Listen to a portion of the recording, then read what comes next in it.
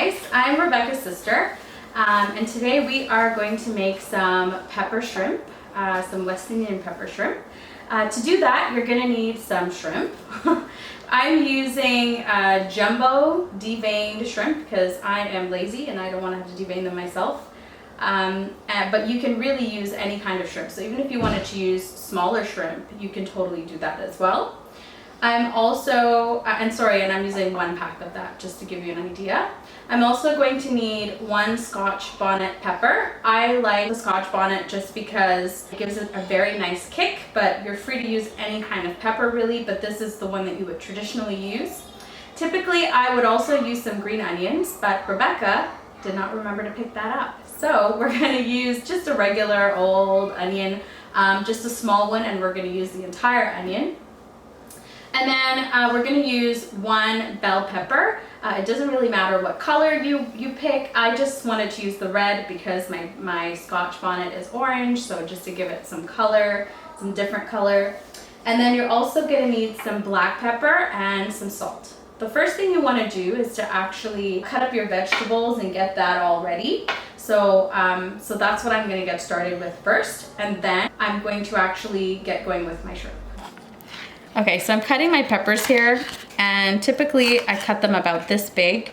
The reason why is because I'm really just kind of using them on the side to give the shrimp a nice crunch. So if you eat a piece of shrimp, because it is so spicy, you can actually have it with a little piece of the sweet pepper. Sorry, we call this sweet pepper in Guyana, the bell pepper. And it will give you a little bit of relief from the spiciness of the pepper, the Scotch bonnet pepper on the shrimp. For this kind of meal, I just kind of want them to be about this big, and I just loosen them with my hands. I'm sure you professionals probably have a much easier way of doing this, but this is kind of how I do it. So it's really just slicing the onions and then cutting the slice in half to give you these quartered kind of sleeves. And then you just separate them out so that it's nice and loose. Word of advice, don't touch your face or your eyes after you've cut this up. It's going to be very, very painful. So make sure you wash your hands with soap when you're done. So I cut it up very fine to about maybe this much. And you don't want to lose the seeds because that's also where the heat is. So make sure that, that you keep all of the seeds on the cutting board and add them to your whatever dish you're gonna be cooking it out of. Okay, so now we're actually gonna heat some oil in our pot. I like to use this, we call it a karahi. I don't know what I don't know what North Americans call it, but this style of pot, it looks similar to a wok, I guess. And you're gonna actually add some vegetable oil in there. I would put typically about 2 tablespoons of vegetable oil. I'm not actually measuring it out, but that's an estimate of how much you can put. And typically what I do is I just kind of lean it so that it goes all the way around the pot like this. Everyone's stove is different. On our stove, we have an electrical stove. I usually will cook this at about 6.5 on my electrical stove. That's just above medium heat. So it's up to you if you want to cook it there, or if your stove heats up very quickly, then I would suggest maybe cooking it on medium heat.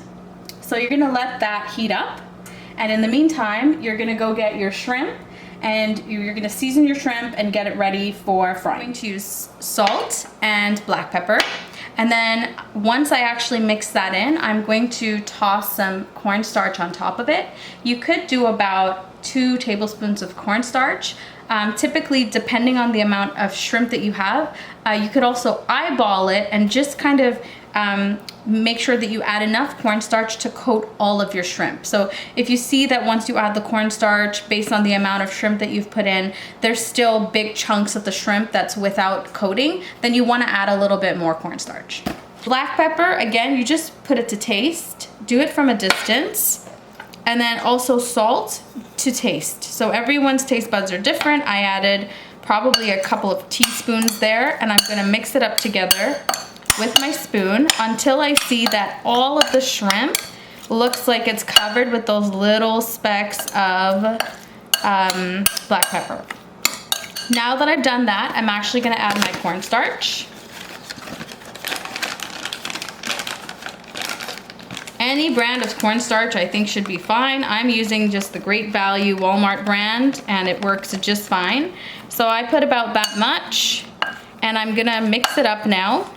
The reason that I coat the shrimp in cornstarch is just so that it gives the shrimp a little bit of a fried texture without actually deep frying it. You want the shrimp to be a little bit crispy because that's kind of the style of pepper shrimp. You might notice that I've added a little bit more oil to my pot. The reason being, it just will allow me to cook the shrimp a little bit faster. For all you lazy bones like me, that might be another option for you too. Just add enough oil that you could potentially put the shrimp in and kind of have it cook most of the shrimp in a relatively quickly time instead of having to flip it too much. So you're gonna wait for that oil to hot. And to get well heated. I like to put my hand a little bit like this. Probably not the safest thing to do. This is just what I do, just to feel that heat. And then what I do is, if you really want to know if it's hot or not, you could take a little piece of that onion that you had before and drop it in there. You see that nice sizzle, you know that it's ready to go. So I'm going to take that onion out and I'm actually going to drop my shrimp in there. I'm using kitchen tongs. Just because it allows me to add one at a time.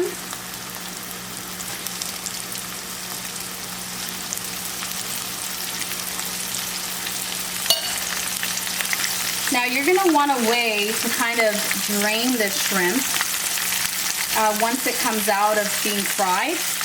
And what I've done here is set up my metal strainer over just a metal bowl, and I'm going to put it in there so that the oil can drain out of the shrimp. Alternatively, you can use any type of strainer and just put a little bit of paper towel in the strainer, and then you can have the paper towel saturate a lot of that oil that way. So as this is cooking, you can see that the shrimp is turning pink, which means that it's starting to actually get cooked.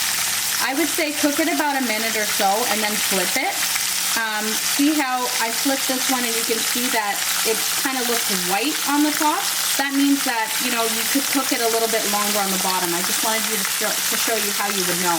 What you want is when you flip the shrimp to see that it has like a nice kind of orangey glow to it and not like a white clumpy look, because that means the cornstarch hasn't really gotten a chance to fry them. So you can see I just took this one and flipped it over. You can see that nice golden kind of color, that nice orange kind of color I was talking to you about. You can see these also look the same. Now, as you're cooking this, if the oil starts to get really hot and you start to see the oil,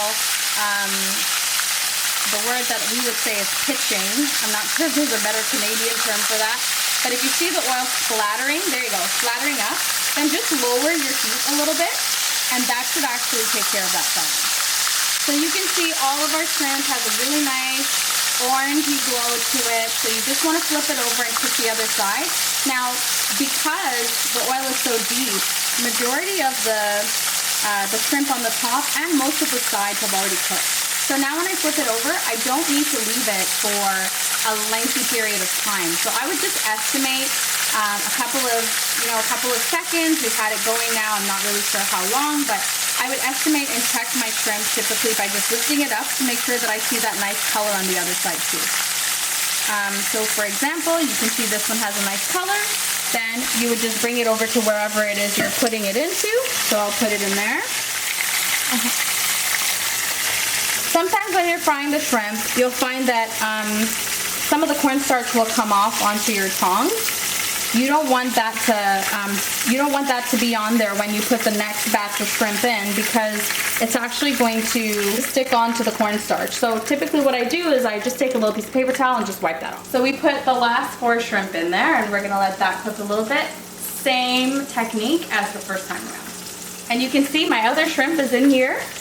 And if you lift this up, you can see that the grease is slowly leaking out of the shrimp. Once your shrimp is done frying, you're gonna put it aside and let it drain.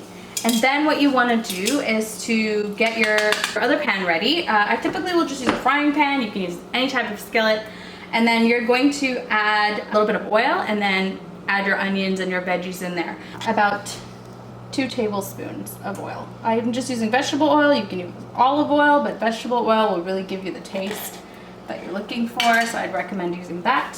For this one, I would typically cook it just about medium heat on my stove, because you don't want to refry the shrimp necessarily. It's more about just cooking the vegetables and then tossing the shrimp in the veggies. So we're going to start with our onions. And again, I test that by just putting 1 little piece of onion.